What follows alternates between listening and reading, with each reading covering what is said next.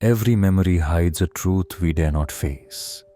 But some truths demand to be remembered, especially those that smile back from forgotten pages. Have you ever felt unseen eyes watching you in the dark? Welcome to Nightfall Crypt, where shadows whisper, the unknown lingers, and every story is waiting for you to listen, if you dare. I don't like talking about this, but I think it's the only way to get it out of my head.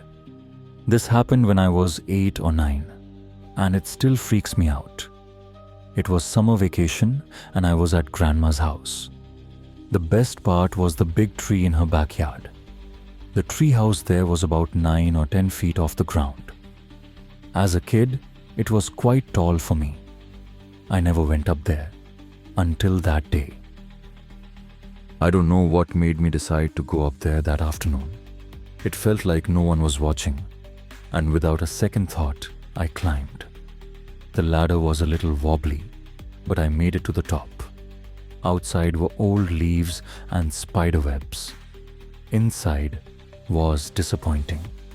Old blankets, dusty toys. Quiet. Too quiet. Disappointed, I turned to leave. But from the corner of my eye, I saw something.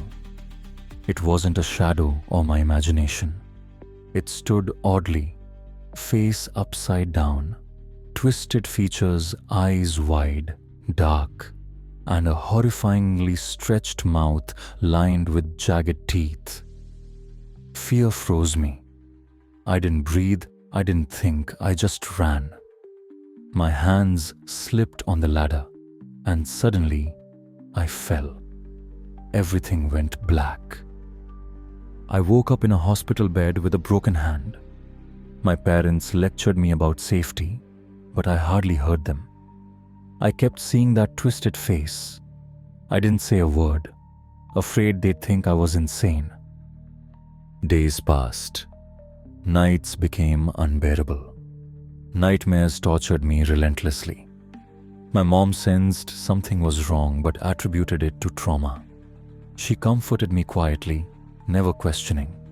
Fast forward 10 years. I'd almost forgotten about it until 2 weeks ago. We were moving from my childhood home, packing memories into boxes. My mom called my name urgently from downstairs. Curious, I found her holding a box filled with old diaries and papers. "This was your imaginary friend," she casually remarked, handing me a crumpled paper. My heart stopped. On the page was me, smiling innocently. Beside me stood the twisted creature, upside-down face, horrifying smile exactly as I remembered. "Did I draw this?" I whispered, my voice barely audible. Mom smiled gently. "You drew it all the time, even talked to it. I thought it was cute back then." "Cute?" I stared in disbelief. I remembered none of it. She continued, mentioning therapy sessions and struggles after Grandma's accident. Therapy? Why didn't I remember any of it? I threw away the drawings immediately. No way was I keeping evidence of such horror. Still, doubts lingered. Why couldn't I recall those therapy sessions? Why had my mind buried it?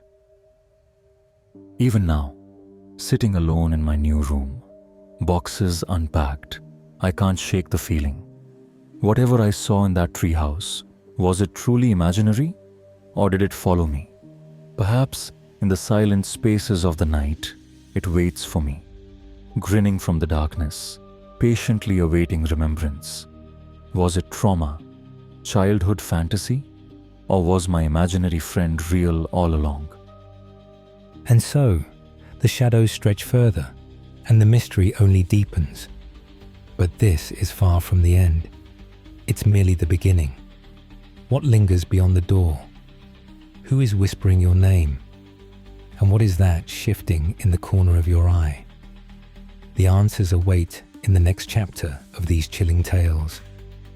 Subscribe to Nightfall Crypt and hit the notification bell. Because the crypt's secrets are endless and the darkness never sleeps. Until next time, stay in the light if you can.